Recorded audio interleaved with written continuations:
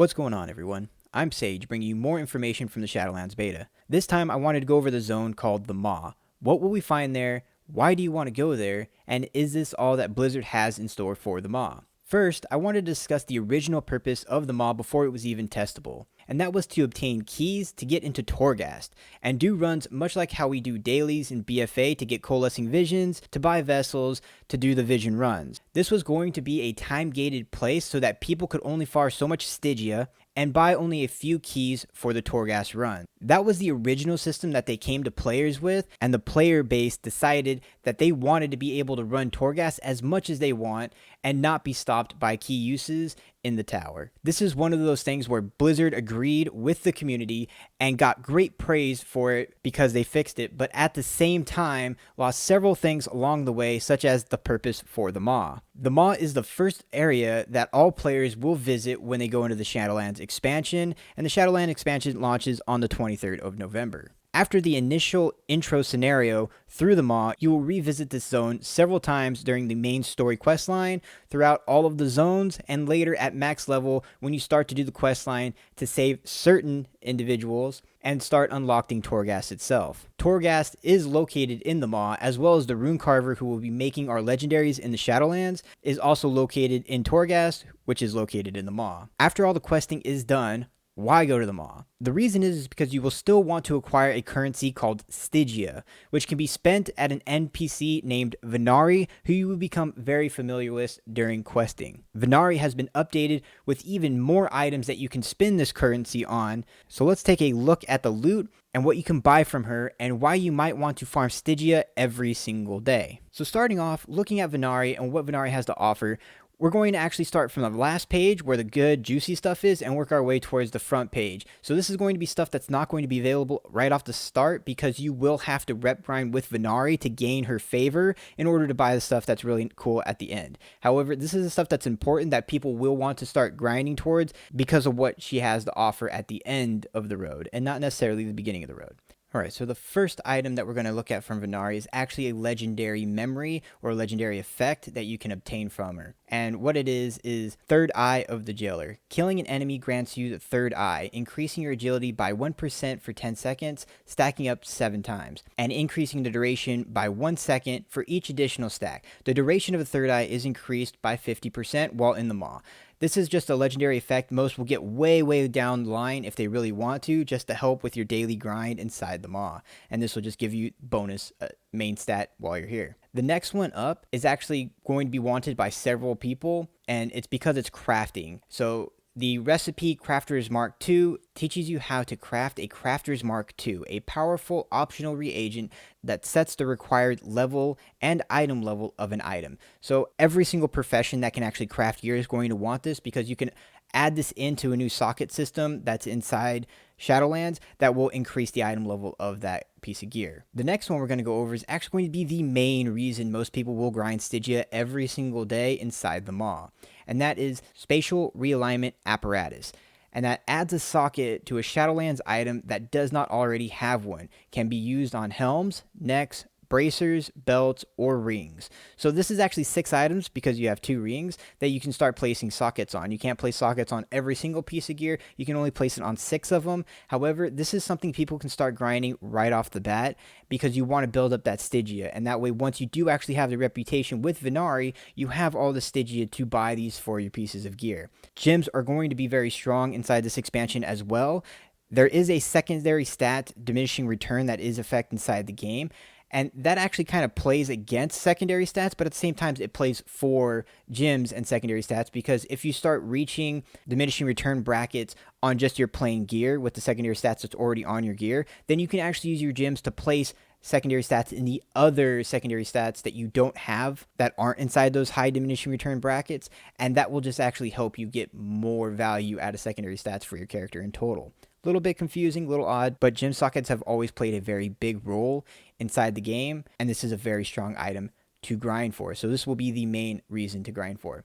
And it's 7,200 Stygia, which this was actually less the other day, and they just enhanced it to 7,200. So it will be a little bit of a grind to get it because you only get about 500 to 600 Stygia a day if you try to optimize and maximize how much Stygia you can. Obviously, you'll get more because later on you'll be able to stay inside the mall longer and longer and longer. However, currently it's about 500 to 600 Stygia. All right.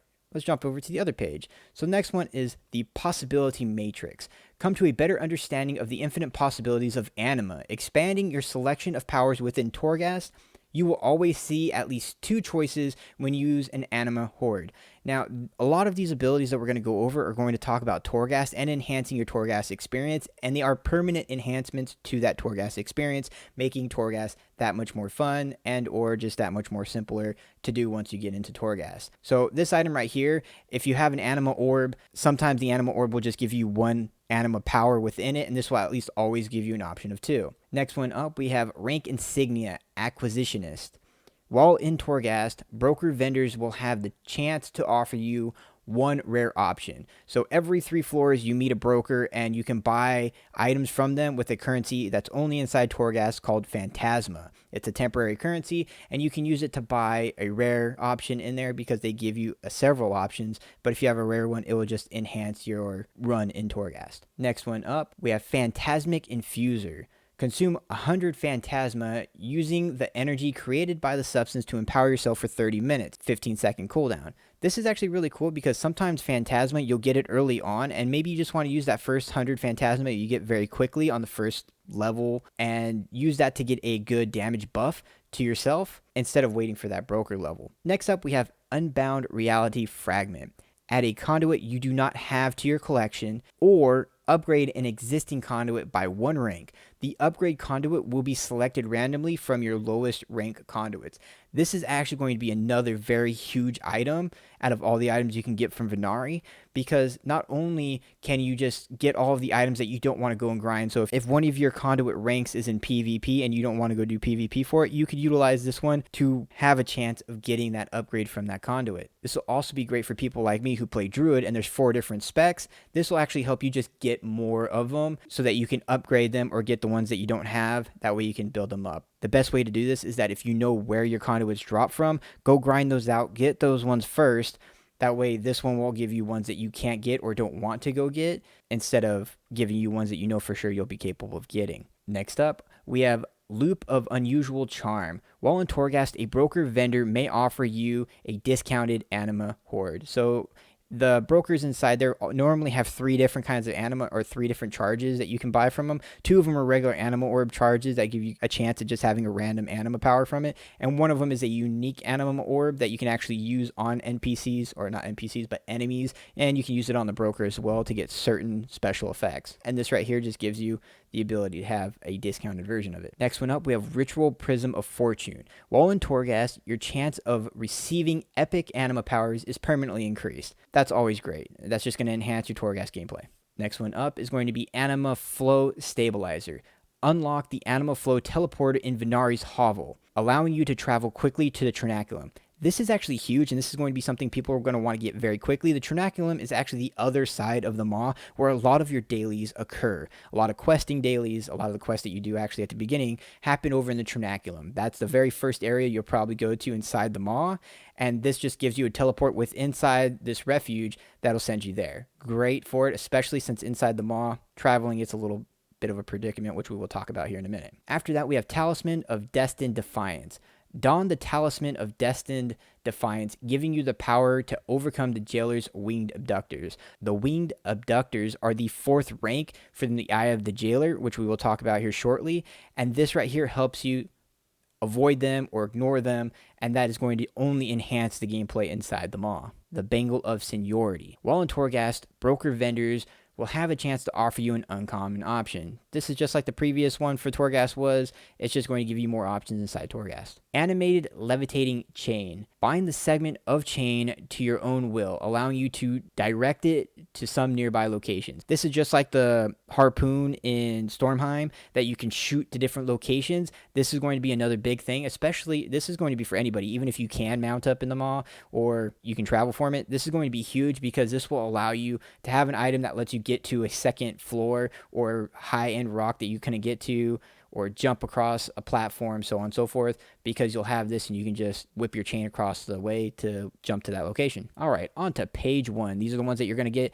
very quickly. So the first one that we're going to talk about is going to be the Soul Stabilizing Salve. Rub the paste within the sphere onto your skin, permanently reducing the duration of withered soul effects when applied by assassins. So the assassins are another rank of the jailer. On rank 3, you'll start getting assassins that will try to hunt you and kill you, and we'll talk about that more here in a little bit, and they give you a debuff, and this helps get rid of it. Up next, we have Maw-Touched Miasma. Surrounding yourself in a sticky miasma, dealing 6,320 damage to any maw rats within 15 yards every 1 second for 30 minutes. Can only be used in Torghast. So in Torghast, there's a ton of maw rats. They're actually very annoying because if they're at 50% health, they will actually run away in fear from you, and this will help you just kill them all the time. So this is going to be great. It's kind of funny to utilize it, but it's still going to be useful inside Torghast. Sticky Fingered Skeleton Hands. Attempt to bypass certain wards and locks inside Torghast. Torghast has several different puzzles within it, and this is just going to help you try to traverse those quickly, because like there's chests, and those chests that you have to find 3 different keys that are throughout the level that you're on, and sometimes it's very annoying because the last key will be next to the end portal boss, and then you have to grab that and walk all the way through the level again to unlock the chest, and this actually just helps you do it right off the bat. Next one up, we have Maw Rat Cannon, which is hilarious. Launch an exploding maw rat at your target, dealing 3,160 Shadow Flame damage to all enemies within 8 yards, and killing the maw rat. Can only be used in Torghast. 5-minute cooldown. This is just really funny. I do think that this stuff is actually really cool, especially in Torghast, because Torghast isn't timed or anything, so you can have fun while you're in there. And it's completely soloable content, and you can't do it in groups. And I can only imagine doing Torghast with a group of 5 people and everybody going in there with maw rat cannons to see if everybody can just actually kill all of the enemies inside Torghast, which with a maw rat cannon would be hilarious. Next up, we're going to have Extra Dimensional Pockets. Gain an extra storage space while in Torghast, allowing Ablaron armaments to be found and used in higher amounts. This is just another useful thing that you can utilize within Torghast. Up next, we're going to have Encased Riftwalker Essence. Enables teleportation via chaotic rift stones, which can be found inside the Maw. The Maw is a very big place with very low transportation capabilities, so anything that increases that is magnificent. So this is going to be something everybody's going to want to have as an upgrade to your Maw experience, and it's permanent, which is another great thing. Up next, you're going to have Vessel of Unfortunate Spirits. While in Torghast, your first death does not count against you. So in Torghast, 5 deaths and you're completely gone. The Terragru will come and he will end your run, and he will just continuously kill you until you up and vanish. He kills you the first time. The second time he actually kills you, he teleports you out of Torghast. So this helps you if you're having a hard time inside Torghast to not meet the Terragru and continue your run. Up next, we have Soul Twinge Scepter. Bond your soul with that of a nearby ally, increasing all primary stats of your allies and yourself by 5%. This is a great buff. It's 5-minute cooldown. It has 10 different charges. It's great for group content. Second to last one we're going to talk about is Oil of Ethereal Force. Jaunt into etherealness, massively increasing your movement speed and rendering yourself invisible to most enemies. 5-minute cooldown, 5 charges. Kind of like a invisibility almost. The last one is actually one that you're going to get within a quest, one of the very first quests that you actually talk to Venari about, and she's going to have you buy this from her, and this is something you're going to always want to have on you all the time, and it's good because it has very low Stygia cost because it's only 60 Stygia, and it's Cipher of Relocation. Teleports the caster to Venari's refuge, must be within the Maw to activate. So you have this on you, you go out, you do all of your dailies, and then you use this to teleport back, or you go out and you farm a whole bunch of Stygia, and the moment that you get to level 5 of the Eye of the Jailer, which we will talk about, then you teleport right back to Venari's refuge, and you're free and clear and safe and all that good stuff. Now that we know why we want to go to the Maw on a daily basis, what is the experience going to be like, and what will we find there? The Maw at the start is not going to be the most favorite place by a mile. Most people are really going to dislike the Maw, especially at the beginning, because you will notice very quickly at first that you cannot use normal mounts in the Maw, meaning you will be walking throughout this whole zone, and the zone is pretty large. Now, in the 8th layer of Torghast, there is a reward from the Twisting Corridors that you can get that will give you the ability to mount up in the Maw, but most will not have this, at least for the first few weeks into the expansion. Also, druids can use travel form in the Maw still, making them have a massive amount of class utility inside the Maw. Outside of these, there are mobs that are riding Maw crawlers that you can kill and they will leave their mount behind, and you can use it for 1 minute. However, if you use any of your class abilities while on the mount, you will lose the mount. The next reason most will not like the Maw is because there is a negative progression system that ranks up the more activities you do in the Maw, and each rank gives you a new negative effect. The first rank is Soul Seekers, attack you on sight. These are the floating eyeballs that roam around the Maw. At first, these enemies are not hostile, but after you obtain your first rank, they will not only be hostile, but cast some irritating spells, such as a massive circle that will call to arms any of the mobs that are in their range, and it is a very massive circle. The second rank is Towers bombard your location, dealing damage and slowing you. This will give you some warning by placing a big white swirly on the ground, and moving out of it is not that difficult. However, if you are hit by it, they do a decent amount of damage and place 5 pillars that are chaining you still, and you have to sit there and you have to click each one of them off in order to regain your movement. As a druid, you can shapeshift this slow effect and just move away, which will break the binds as well. The third rank is Assassins will start to hunt you. When you see this occur, you will get a red eye icon above your character, letting you know that the next time you enter combat, you will have to fight an assassin at the same time. This is the same thing as the fixate icons that you get from most mobs across World of Warcraft. And so if you get these on you, you know that the next time you enter combat, you will have an assassin that will randomly appear as well. They're not very good assassins because they let you know when they're going to come and try to kill you, but at least they let you know so that you can go and fight a lesser mob in order to spawn them, and then you're going to want to kill that assassin first because that assassin is normally stronger than whatever you're going to fight, as long as it's a minor mob. The fourth rank is Winged Abductors hunt you from above.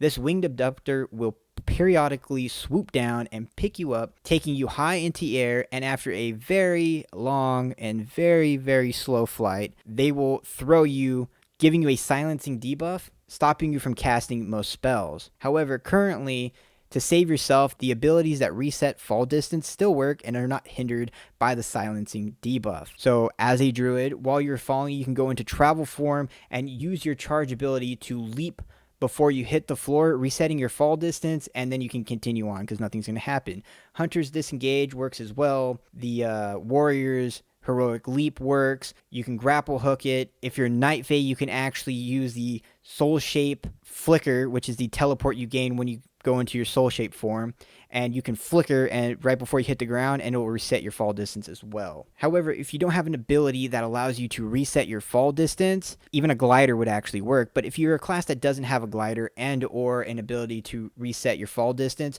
you might actually just end up wanting to leave the Maw at rank 4, because if not, this abductor will take you really, really high up, and there is no saving yourself if you don't have a way to reset it, because they take you literally like 300 feet up in the air and you're just going to die from fall damage. At rank 5, the Jailer rapidly erodes your life force. Once at this rank, you will start acquiring a stacking debuff that makes healing reduced by 10%, and at 10 stacks, shadow damage will inflict every 1 second. So eventually, you will not be able to heal yourself, and you will get an increasing damage that will just kill you over time. These stacks are reset by leaving the Maw and re-entering, but they do stack up fairly quickly, so doing that several times is not going to be worth it. Dying in the Maw has a unique system as well, because you are in the Maw doing quests, dailies, and killing rares to get Stygia. However, if you die, your body will leave behind some of the Stygia you have obtained, and in order to get it back, you will have to travel back to your body and loot yourself, which is kind of funny and kind of weird, but you'll loot yourself. In the Maw, once you release from your body, you are resurrected at the graveyard, so you will be traveling back to your body in your living form and not as a ghost. So it won't be all that easy. You do have to make your way back to your body and fight stuff that's along the way as well. So while you are doing some of the available dailies and the random bonus objectives that spawn in the Maw, you will be dealing with all the ranks from the Eye of the Jailer as well. Currently, this is the main use of the Maw: to get Stygia, to buy items from Venari, and to help your Torghast progression and your daily grind to get Stygia for gems and conduit advancement. But is this all that Blizzard has to offer? The answer is simply no. There is so much more. much, much more that they have in store for us. And we can see this by going to the areas of the Maw that we are not ready to enter according to Venari, such as the Beast Warrens, where at the top you will find a very interesting structure that looks like it could be a full-on raid environment. The very first time I traveled here and I looked around, there were sections that looked like they were large enough for boss fights, and it definitely looked like it was a full-on outdoor castle, almost looking like the Ice Crown Citadel in a way. And currently, if you find your way into this area, you get a debuff that will kill you very, very fast and not allow you to explore it any further. When you're in the Beast Warrens, because you don't have whatever protection or guidance or whatever Venari is going to give us to actually stay inside the Beast Warren, you actually every so often go crazy and you get feared. And when you get feared, you actually take a massive amount of ticking damage on yourself. And then when you enter this area, because technically you're not supposed to be able to enter this area, I had to do a little bit of scaling wall shenanigans to get in it this time. The very first time was very easy. The second time, not so much. But I got into there, and then it gives you a debuff that will just stack up and kill you very, very quickly. So they don't want you to know what's over there or what's completely in there. There are more mobs inside that area now than there were when I first went over there. But I can't tell you much more of what's actually inside that area because nobody can actually enter it any further than that. There is still a ton that we don't know about the Maw, and even less about the areas that we don't get to test out currently on beta. This is supposed to be an end game zone, and it is an end game zone that we will get right off the bat. It's literally the very first zone that you go into. So Blizzard definitely has more planned for this zone, and the stuff that we get here at the beginning is just scratching the surface. So there will be so much more inside this for sure. Do you think this area that I was talking about could be for a raid? Do you think that this is just content saved for later on down the line? Let me know what you think of the Maw, and if you want it to be more right at the start of the expansion, or are you okay with it being more involved later on? If you like this content and want to keep up to date on the content that I am creating, please subscribe to the channel. If you want to see me doing this, you can find me on Twitch at twitch.tv/SageShifter, and also can find me over on Twitter and Instagram at SageShifter. As always, thank you all for the support, and I will see you again next time.